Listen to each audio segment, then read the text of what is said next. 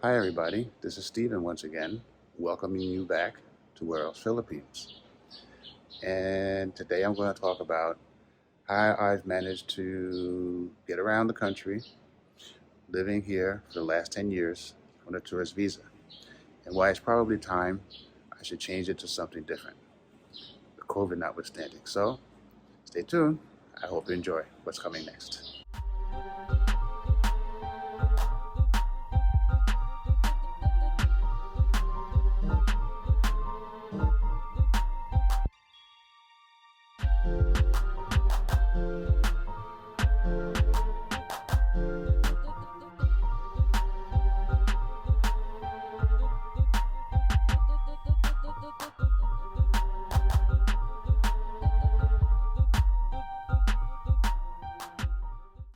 So you have all of these different visas that you can get.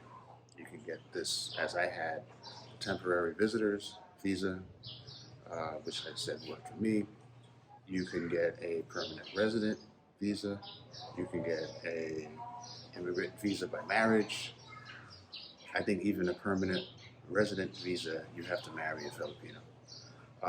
There's something called a quota immigration visa. Like I said, only let so many people in, and there's all kinds of rules that you have to get. Employment visa. There's a student visa. There's all tons of visas that you can get. And if you're thinking of moving here, it's something you should look into on the webpage for the Philippine Bureau of Immigration, which has a ton of information. I'm not going to go into all the details here. But if you're just coming for a visit and you're not planning to work, and I came here without a plan to do anything other than the ideas that I stated earlier about perhaps starting a business through a magazine. Once that failed, I wasn't going to do any work. So I'm retired.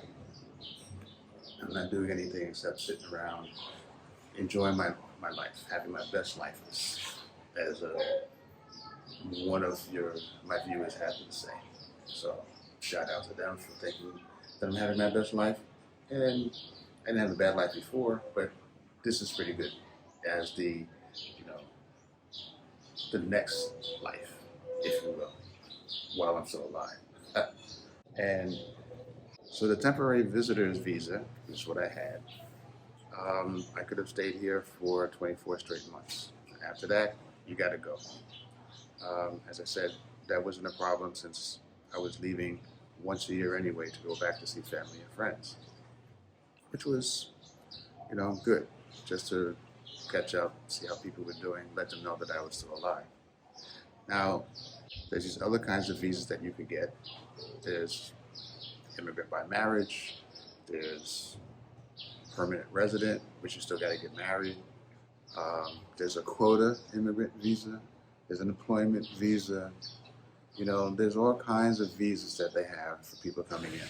But if you're coming in just to visit, the temporary visitor's visa is fine. You get 30 days when you come in, and you can extend it for another 30 days. Then you can extend it for 59 days. Then you can extend it for up to six months.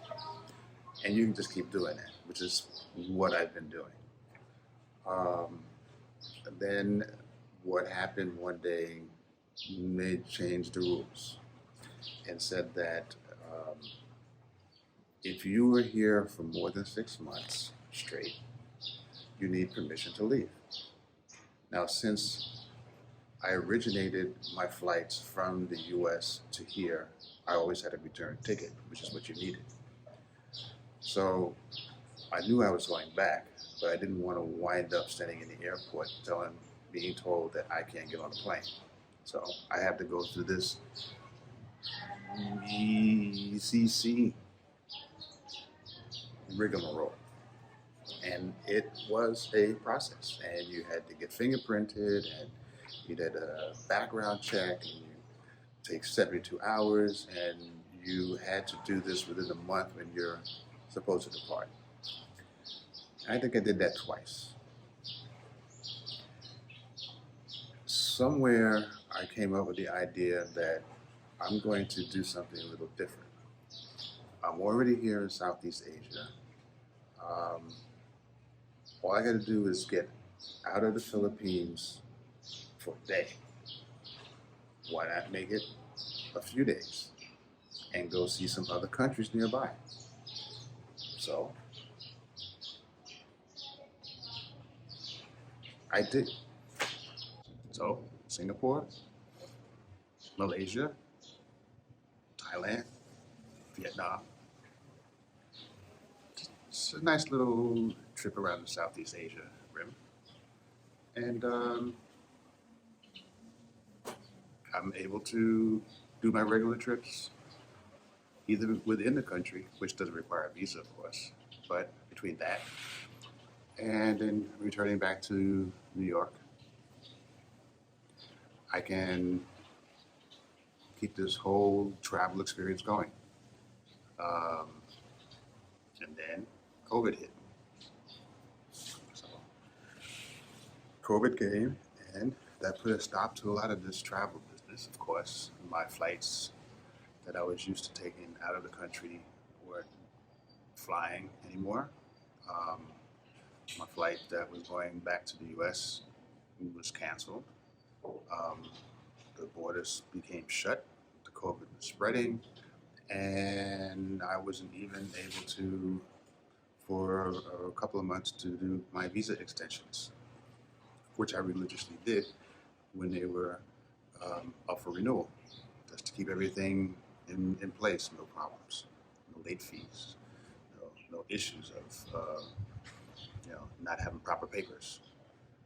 So after a year stuck in quarantine, a friend of mine told me about an SRRV visa, which is a special resident retirement visa.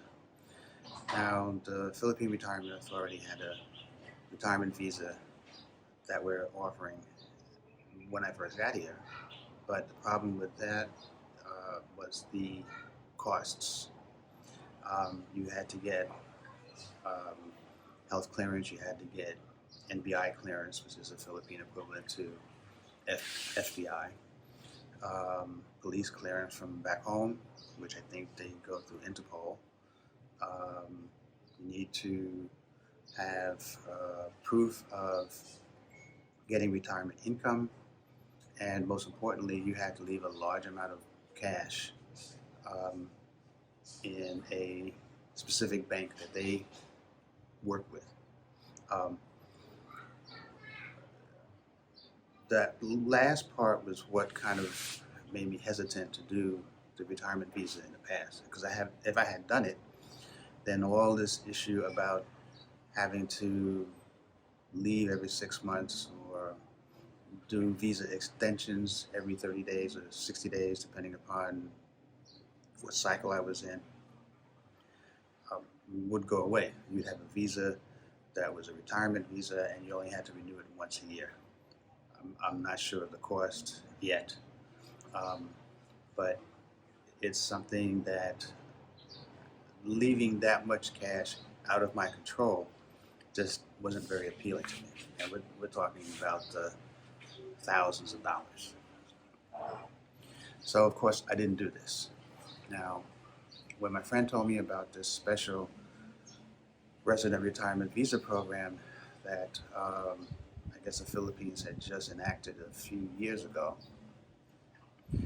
the major difference in that was to be able to reduce the amount of money required to leave in their hands. So instead of, let's say, $10,000, it was only $1,500. And I'm like, oh, I can do that. It's not that I like leaving money behind anyway, but $1,500 does not hurt as much as $10,000. And again, having money out of my hands and not being able to know how timely the return of the cash would be if I decided one day that I don't want to live here anymore. I didn't want to risk that. So anyway, I've been going back and forth, with applications, getting my tests done, getting my papers in order, and I finally put in for this SRRV. And right around this same time when I'm applying for it, um, there were these reports of a lot of foreigners who had overstayed on their temporary tourist visa um, being expelled, asked to leave, told to leave, forced to leave because they had been here for more than 24 months. Now, COVID also suspended that practice so that those people that were on the tourist visa can stay, but they're going to have to be paying heavy penalties for overstaying their visit, um, having the extensions, and why pay that extra money? The other um, thing with COVID hurting the ability to travel um, was that I could have gone back to the U.S. Okay, I could have gotten a plane, gone back to the U.S., um, but I would not have been able to get back in. They're not taking tourists from the U.S. right now. There's all kinds of stories going around about when they're going to open up the tourism. The tourism industry is hurting here. Um, a large portion of the revenue is coming from tourism, and to have it sort of cut off, they can only rely so much on local tourism to try to recover from some earnings from those losses, but that's not going to be enough to sustain the tourism industry. They need people on the planes coming in from other parts of the world. Right now, that's just not happening. So between the fact that the COVID has hurt their tourism, which is a big part of their economy, it's kept me from being able to go back to the U.S. Um, and knowing that I would be stuck there. If I'm stuck there, who am I going to live with? You? Um, and here I have my own place. I can do my own thing. I'm not a burden on anybody.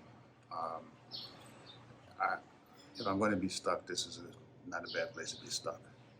But I missed that opportunity or ability, if you will, to be able to come and go as freely. And that's the one thing that kind of sucks. So having this SRV visa is going to make that difference so that once I do get my hands on the visa, or I'm approved for the visa, um, if I want to go back to the U.S. for a visit, I know that I can come back with this new visa because I'm not coming back as a tourist. It's a retirement visa that's recognized, by immigration. So, that's that. That's how I, have uh, changed my visa status, and now I'm just waiting for the final word to come through so I can have that and make my next trip back to the U.S. Okay, and see everybody, see if anything has changed.